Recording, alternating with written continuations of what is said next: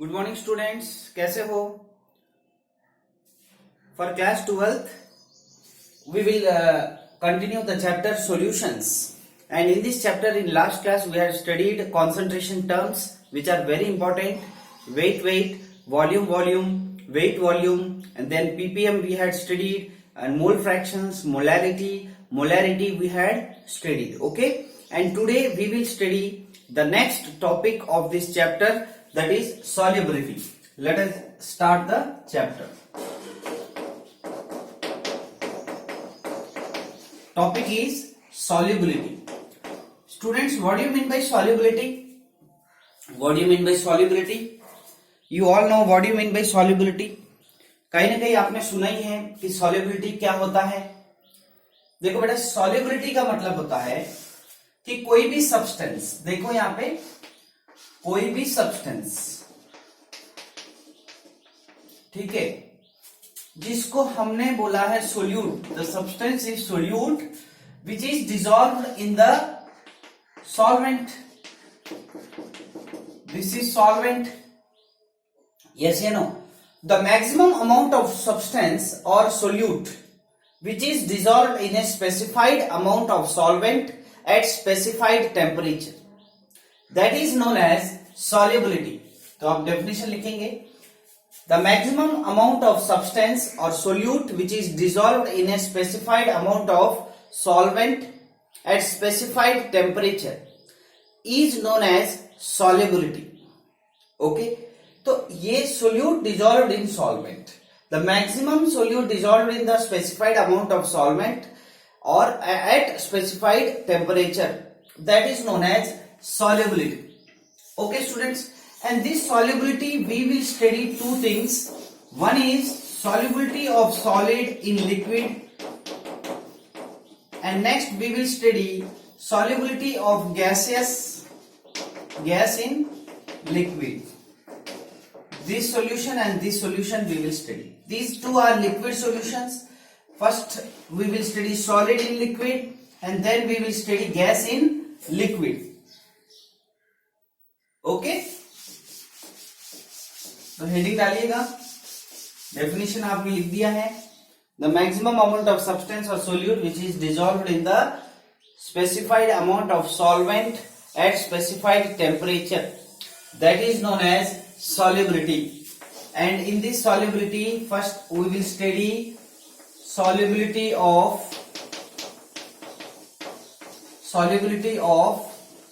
solid in liquid. Okay, so students, when we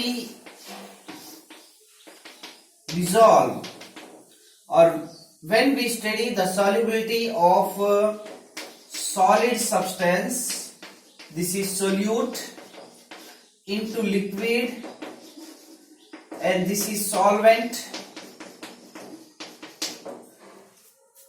तो students, जब हमने सोल्यूट जो है वो सॉलिड है जो कि हमने लिक्विड में डाल दिया है, तो सबसे पहले क्या होगा, जो सॉलिड आपने डाला है वो डिसॉल्व होना स्टार्ट होगा.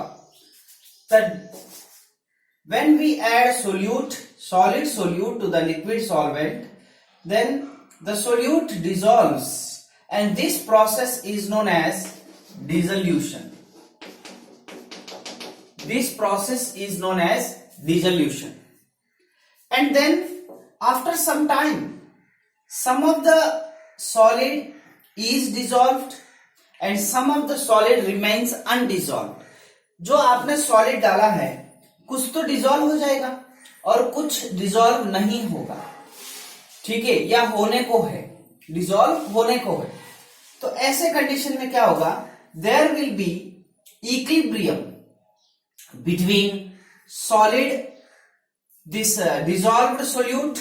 There will be equilibrium between dissolved solute and undissolved solute. इन दोनों के बीच में क्या हो जाएगा, इक्विलिब्रियम आ जाएगा. इन दोनों के बीच में क्या आ जाएगा, इक्विलिब्रियम रहता है, ठीक है. तो इसमें क्या है, जब इन दोनों के बीच में एक इक्विलिब्रियम रहेगा तो इसमें क्या हो गया, इक्विलिब्रियम आ जाएगा। तो क्या होगा, डिजॉल्व्ड सोल्यूट और अनडिजॉल्व्ड सोल्यूट के बीच में क्या हो जाएगा, एक इक्विलिब्रियम आ जाएगा। अब देखो स्टूडेंट्स, जो डिजॉल्व हो चुका है, ठीक है, वो क्या करेगा, अनडिजॉल्व को अपोज करेगा। ठीक है, तो इन दोनों के बीच में एक रिपल्शन आ जाएगा, और रिपल्शन आ जाने की वजह से क्या बनेंगे, क्रिस्टल्स बनेंगे। Okay, due to the dissolved solute will repel with this undissolved solid solute, and it forms crystals, and this process is known as crystallization. इसको बोलते हैं क्रिस्टलाइजेशन बोलते हैं इस प्रोसेस को।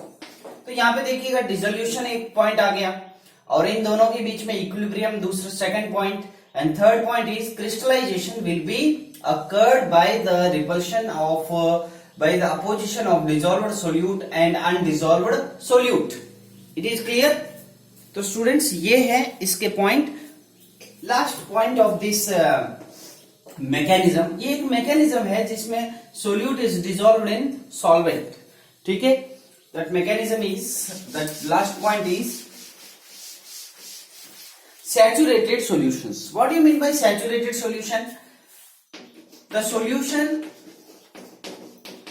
in which no more solute is dissolved. No more solute is dissolved. ये जो solute है, ये इसमें और ज्यादा solute dissolve नहीं होता है, that is known as saturated solution. मतलब आपने सॉलिड सोल्यूट डालते गए, अब ये डिसॉल्व होना बंद हो जाएगा, that solution is known as saturated solution. And the solutions in which more solute is dissolved, that is known as unsaturated solution. उसको बोलते हैं unsaturated solution. The solution in which more solute can be dissolved, that is known as unsaturated solution. Okay students, let us study the effect of temperature and pressure on the solution in which solid is dissolved in liquid. तो देखो temperature effect of temperature, इसमें सबसे पहले हम पढ़ रहे हैं effect of temperature. तो देखो स्टूडेंट्स, टेम्परेचर कैसे इफेक्ट करेगा, आप सभी को पता है कि टेम्परेचर जो है इंक्रीज करेंगे तो क्या होगा, डिक्रीज करेंगे तो क्या होगा, वो हम यहां पे देख रहे हैं। तो when solid solute is dissolved in liquid solvent, if the process is endothermic, if the process is endothermic, अगर प्रोसेस एंडोथर्मिक है, इसका मतलब सॉल्यूशन की एंथैल्पी जो है वो 0 से ज्यादा है, दैट मींस पॉजिटिव है। ठीक है, endothermic. Then on increasing temperature, solubility increases. Solubility increases. If the process is exothermic, this is according to Le-Chatelier's principle, which is you had studied already in 11th class. This is exothermic process. If exothermic process, then what will be happened? This is less than 0. That means it is negative. Delta H is negative. Then on increasing temperature,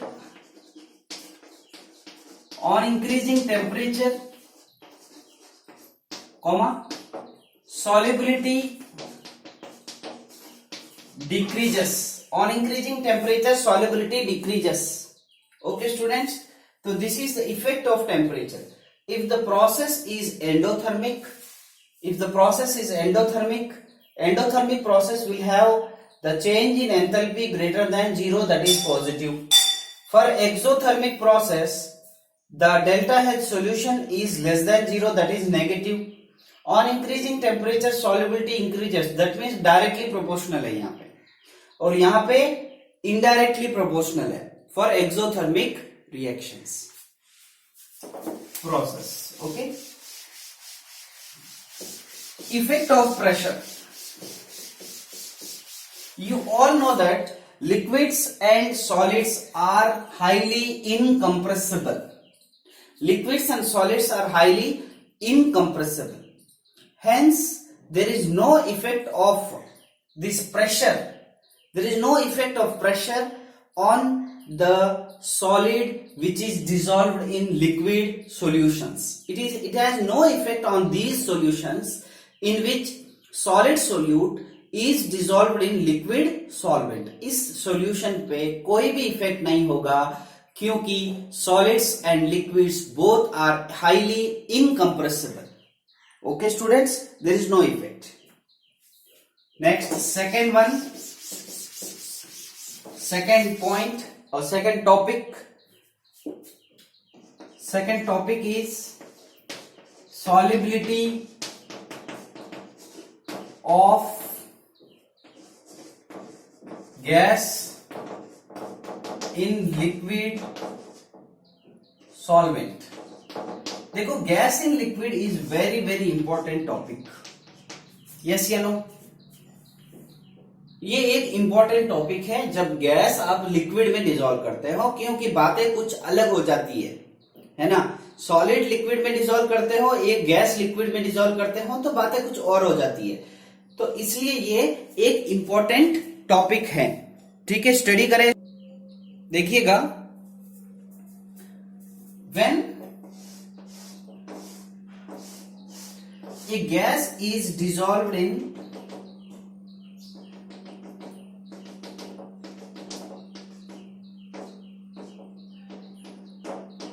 देखो, ये gaseous particles है. ठीक है, ये क्या है? ये gaseous particles है और इसके ऊपर एक मैं लग रहा हूं, वेट लगा रहा हूं W1.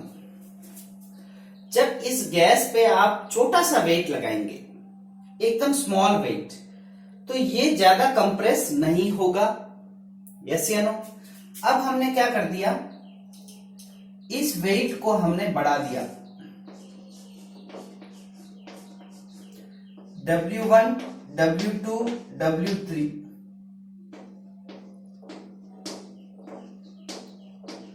क्या कर दिया? बढ़ा दिया.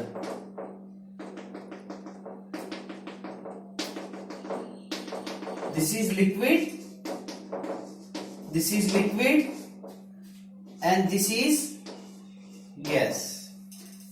आपने जब ये वेट लगाया इस पे और यहां पे आपने क्या कर दिया, वेट को बढ़ा दिया. If you increase the weight, then these gaseous particles will dissolve in this liquid. Yes or no? These gaseous particles, if we increase the weight, then these gaseous particles, these dots are gaseous particles, hence these gases will dissolve in this liquid. Yes or no? मतलब आपने जब pressure apply किया तो ये gases क्या हो गए, इसमें क्या हो गया, डिसॉल्व हो गए. तो इसमें जो है डिफरेंट कॉन्सेप्ट्स भी आते हैं. That is, first one is Henry's concept,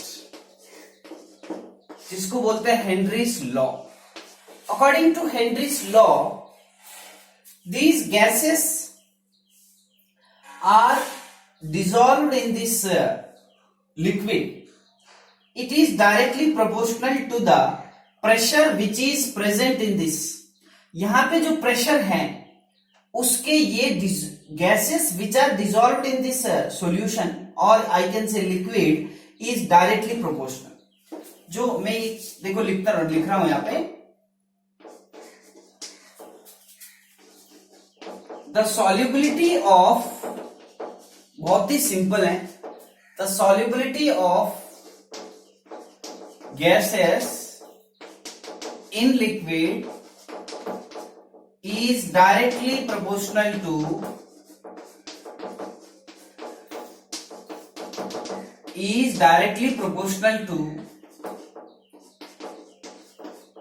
the partial pressure. यहां पे जो प्रेशर है उसको पार्शियल प्रेशर कहते हैं. the partial pressure of gas above the liquid surface, above the liquid.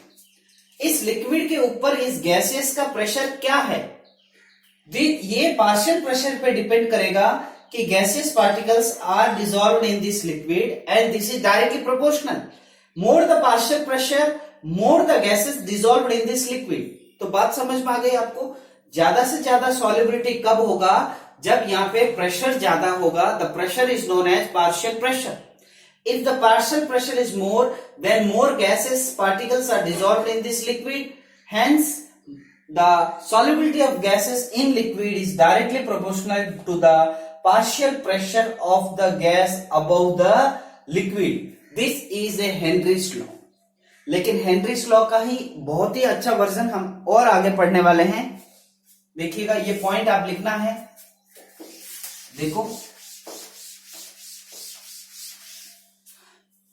according to Dalton, this is according to Henry. According to Dalton also saying that the partial pressure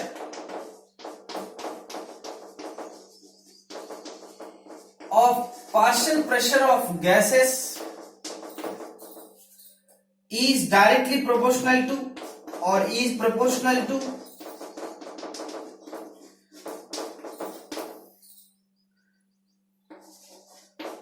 solubility of gases in liquid. Same चीज बता रहा है. According to Dalton, partial pressure of gases is proportional to solubility of gases in liquid. This is also given by Dalton, and Dalton and Henrys are saying same thing. They are saying that if the partial pressure is more, then the dissolution will be more. The solubility of gases will be more in the liquid solution. Finally, अब students आप खुद मुझे बताइए, the gaseous concentration in the liquid I can say as a mole fraction. Yes or no? If I say mole fraction, if I say the concentration of gaseous particles in this liquid as a mole fraction, अगर मैं कहता हूं मोल fraction ज्यादा है, the mole fraction किसके, gaseous solute के liquid solvent में concentration ज्यादा है. The gaseous solute liquid solvent, ये सोल्यूट सॉल्वेंट में ज्यादा डिसॉल्व है, मतलब मोल फ्रैक्शन ज्यादा. यस या नो? तो according to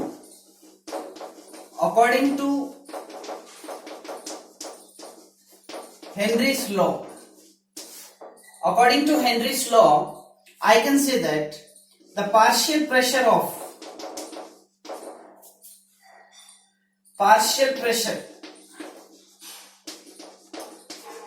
gases, this is very very important. ये definition आपको एग्जाम में लिखना है, याद रखना है.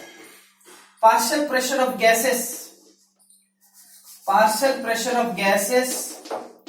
in vapor phase,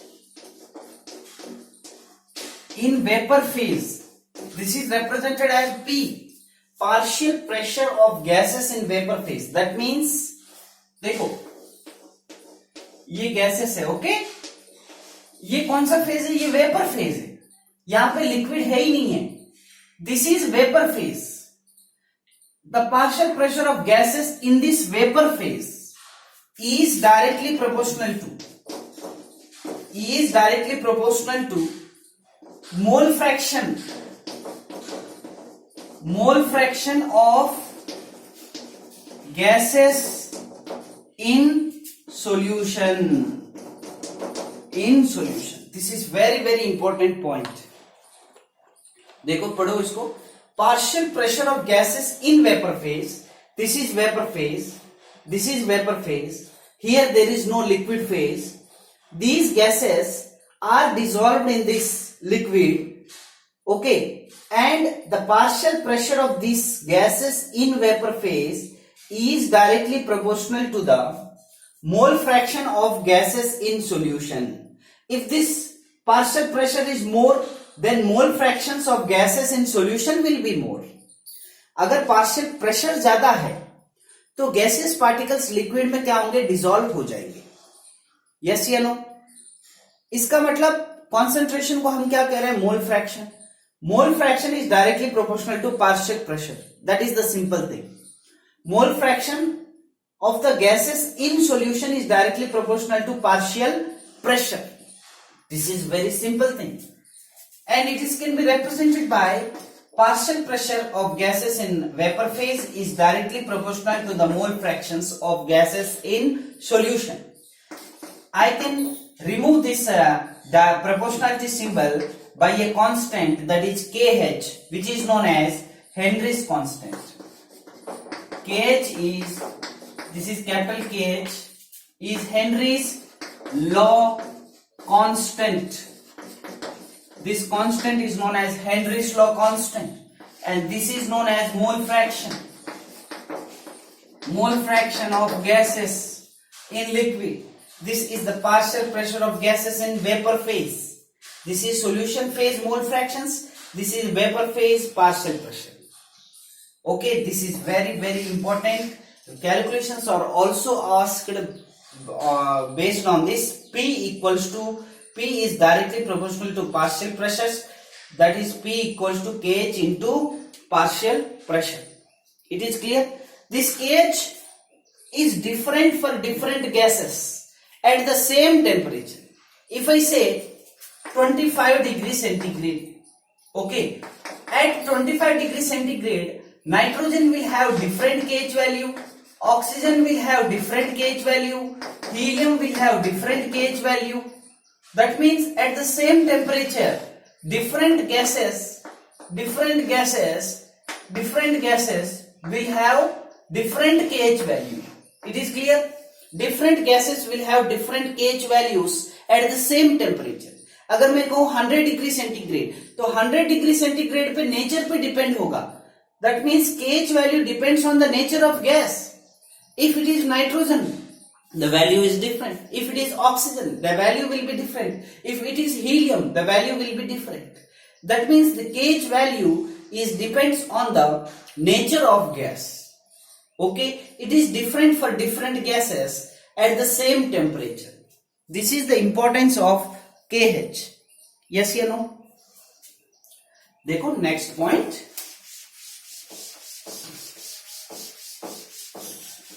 You can say that, sir, what is the effect of temperature? We will study the effect of temperature. Effect of temperature on the solution in which gases are dissolved in liquid. तो effect of temperature इस concept में क्या होगा? On solubility, देखो solubility increases on decreasing temperature. It is clear? Solubility increases on decreasing temperature. Temperature कम करेंगे तो solubility बढ़ेगी. ये इसके लिए फिक्स है. गैसेस इन लिक्विड के लिए ये फिक्स है. इसमें कोई एक्सोथर्मिक एंडोथर्मिक नहीं है, चाहे कोई भी हो. solubility increases on decreasing temperature. देखो इस कॉन्सेप्ट पे एक क्वेश्चन पूछा गया था एग्जाम में. क्वेश्चन क्या है कि एक्वाटिक एनिमल्स जो होते हैं, एक्वाटिक स्पीसीज जो होते हैं, ये कोल्ड वाटर में आराम से रह सकते हैं, लेकिन हॉट वाटर में या वार्म वाटर में मर जाते हैं. Because in cold waters temperature क्या होता है, कम होता है. सॉल्युबिलिटी ऑफ ऑक्सीजन या सॉल्युबिलिटी ऑफ ऑक्सीजन कह सकता हूं, या गैसेस कह सकता हूं, क्या होता है, ज्यादा होता है. Solubility is more, temperature is less. Cold waters, ठंडे पानी मतलब कोल्ड वाटर, टेम्परेचर क्या होता है, कम होगा, तो सॉल्युबिलिटी ऑफ गैसेस बढ़ेगा. Therefore aquatic species are comfortable in cold waters In case of cold waters, solubility increases of gases is more because temperature is less. But in case of warm waters, the solubility of gases is less because of high temperatures. So this is very important question which is asked in the examinations. Aquatic species are comfortable in the cold waters because solubility increases on decreasing temperature. It is clear? Solubility increases on decreasing temperature. Effect of pressure. On increasing pressure, if I increase the partial pressure of gases in the vapor phase, then the mole fractions of gases in liquid solution increases. Therefore, I can say that if I increase the pressure, solubility increases. That is the effect of pressure. The effect of pressure is negligible in case of solid dissolved in liquid because of both are incompressible. But in case of gases, solubility increases on increasing pressure. Okay. Now we will study the applications of Henry's law. Applications of Henry's law. There are three applications of Henry's law. The first one is carbon dioxide is dissolved in cold drinks. देखो, carbon dioxide is dissolved in cold drinks और soda water. कैसे dissolve करते हैं? The bottles are tightly packed. Bottles को tightly pack करते हैं. Tightly pack इसलिए करते हैं कि कार्बन डाइऑक्साइड उस लिक्विड में क्या हो जाए, डिजॉल्व हो सके. प्रेशर इंक्रीज करते हैं. The bottles are tightly packed because the carbon dioxide is dissolved in cold drinks and soda water based on the Henry's law. ये तो Henry's law ही तो है. तो Henry's law के बेस पे ही तो हो रहा है ये. तो this is based on the Henry's law, that is the carbon dioxide is dissolved in cold drinks or soda water in which the bottles are tightly packed. Okay students. Second application, देखो, scuba diverse क्या होता है? Scuba diverse जिनको बोलते हैं, हिंदी में बोलते हैं गोताखोर, जो समुंदर के ओशियंस के नीचे तक जाते हैं, कुछ रिसर्च करने के लिए जाते हैं. ओके. या फिर कोई ढूंढने के लिए जाते हैं, या कोई डूब जाते हैं उनको निकालने के लिए जाते हैं. तो इनको बोलते हैं scuba diverse. Okay. Scuba divers should cope with high pressures of dissolved gases in the concentration in the body or in the blood. देखो, ये स्कूबा डाइवर्स जो हैं, इनको हाई प्रेशर्स झेलने पड़ते हैं. हाई प्रेशर क्यों ऐसा होता है? देखिएगा, मैं आपको एक चीज बताता हूं. स्क्यूबा डाइवर्स क्या करते हैं? ओशियंस के नीचे तक जाते हैं. यस या नो? नीचे क्या होता है? हाई प्रेशर होता है. Scuba divers should cope with high pressures because they had to go to the deep oceans. उनको बहुत नीचे तक जाना पड़ता है, तो उसमें क्या होता है? हाई प्रेशर होता है. जितना ज्यादा हाई प्रेशर होगा तो उनके बॉडी के अंदर क्या हो जाएगा? उनके ब्लड के अंदर, उनके बॉडी के अंदर जो है कॉन्सेंट्रेशन ऑफ गैसेस बढ़ जाएंगे, क्योंकि प्रेशर क्या हो गया? बढ़ गया. जितना ज्यादा प्रेशर होगा तो बॉडी के अंदर या ब्लड के अंदर मोल फ्रैक्शंस ऑफ गैसेस, ऑक्सीजन कहूं या जो भी गैसेस कहूं, उसका कॉन्सेंट्रेशन क्या हो जाएगा? बढ़ जाएगा. तो उनको क्या पड़ता है? एक सिलेंडर पीछे रखते हैं वो. यस या नो? है ना? सिलेंडर जो है, उस सिलेंडर में क्या होता है? उस सिलेंडर में नाइट्रोजन होता है, ऑक्सीजन होता है. ठीक है. तो इनको ये पूरा गैसेस क्या करते हैं? लेना पड़ता है, ब्रीथ करते हैं ये. जितना ज्यादा नीचे जाएंगे तो प्रेशर बढ़ेगा, तो उनकी ब्रीथिंग में क्या हो जाएगा? नाइट्रोजन और ऑक्सीजन ज्यादा हो जाएगा.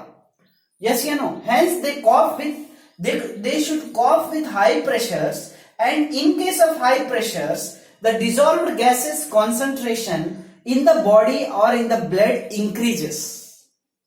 जब ये concentration increase हो जाता है, फिर देखो ये जब सरफेस पे आ जाते हैं, यहां पे बाहर आ जाते हैं, तो यहां पे कैसा प्रेशर है, यहां पे लो प्रेशर है।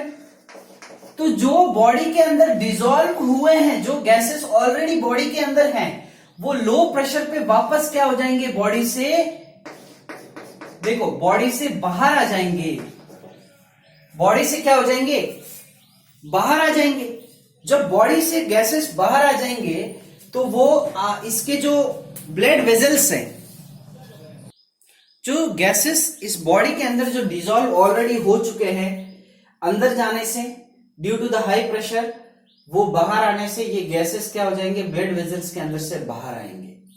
तो जब अचानक इतना गैस जो आपने ब्रीथ किया है डीप ओशन के अंदर due to the high pressure, तो ये बॉडी के अंदर जो ये ब्लड वेजल्स के अंदर जो गैस डिसॉल्व हुआ है, ये अचानक से बाहर आएगा, तो ब्लड कैपिलरीज के अंदर बबल्स बनते हैं and these bubbles are very painful, even causes death in the severe condition. ठीक है, तो ये स्क्यूबा डाइवर बनना भी बहुत आसान नहीं है। तो इनके जो टैंक है उनके अंदर नाइट्रोजन और ऑक्सीजन भरा जाता है। सिर्फ ऑक्सीजन भरेंगे तो इनहेल नहीं कर पाते हैं, तो उनके साथ दूसरा गैस नाइट्रोजन भरा जाता है। ठीक है, सिर्फ ऑक्सीजन से भी सिलेंडर फूट सकता है, तो ये दूसरा गैस भरता है, तो ब्रीथिंग ज्यादा हो जाएगा। यहां पे जब ऊपर आएंगे तो क्या हो जाएगा, गैसेस रिलीज होंगे, तो इस कंडीशन में क्या होता है, पेनफुल हो सकता है और even causes death. This condition is known as bends. इस कैपिलरीज के अंदर जो बबल्स बनते हैं, they are very painful and even causes at severe condition causes death. This condition is known as bends. इस प्रॉब्लम को क्या बोलते हैं, बेंड्स। तो बेंड्स क्या है, पेनफुल है, और बेंड्स इवन कॉजेस डेथ। तो क्लियर हो गया है। Scuba diverse will cough with high pressure under the oceans. Hence, the breathing consists of high concentration of gases when they breathe, and when they comes to the ocean surface, that is at low pressure, then the blood capillaries will release these gases. Hence, the condition is known as bends, which are very severe and painful. Okay, students. तो sir इसके लिए क्या करना पड़ेगा, तो देखो bends को थोड़ा सा कम कर सकते हैं हम कौन सा गैस मिला के, ऐसा कोई इनर्ट गैस मिला के। तो जो भी टैंक आती है उसके अंदर क्या करते हैं, 11.2% हीलियम मिलाते हैं और 52 पॉइंट समथिंग परसेंट क्या मिलाते हैं, नाइट्रोजन, और बाकी का परसेंटेज क्या मिलाते हैं, ऑक्सीजन मिलाते हैं, जिससे क्या हो जाएगा, बेंड्स की प्रॉब्लम कुछ हद तक सॉल्व हो सकती है। तो बेंड्स बहुत ही इंपॉर्टेंट क्वेश्चन बन सकता है students, what do you mean by bends पूछा जाता है। ठीक है, bends are very painful and in severe conditions it causes death. You can write this. Scuba divers should cope with high pressures, they inhale very high concentration of gases, hence in their blood the concentration of gases increases. When they come to the surface of the ocean, they release and capillaries will form bubbles. This is known as bends.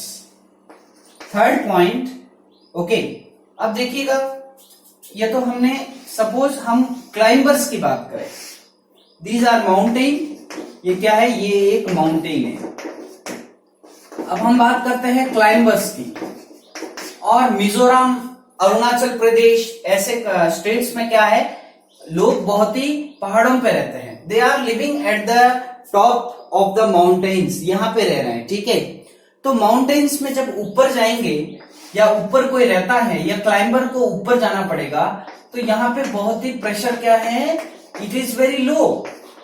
तो low pressure होता है तो dissolution of oxygen in the body decreases.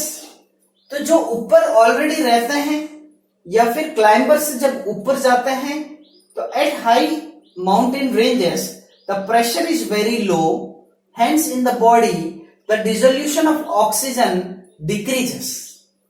Dissolution of oxygen in the body decreases at the mountain tops for the people who are living there or for the climbers because of the low pressure. The dissolution of oxygen decreases in the body. तो ऐसी condition में क्या होता है, उन इंसान को या उस लोगों को जो वहां रह रहे हैं उनको भूलने की आदत पड़ती है, वो कुछ चीजें याद नहीं रख पाते हैं, तो थिंकिंग प्रॉब्लम आ जाती है। तो थिंकिंग जो है उसमें दिक्कत आती है, वो भूल जाते हैं। ओके, तो बातों को याद नहीं रख पाते, ये रियली होता है उनके साथ। तो थिंकिंग प्रॉब्लम आती है, they can't remember for a long time, लंबे समय तक कुछ चीजें याद नहीं रख पाते हैं। This condition is known as anoxia. This condition is known as anoxia. तो anoxia is due to the low dissolution of oxygen in the body at high pressures, at the mountain ranges or hill stations. It is clear? They are unable to think.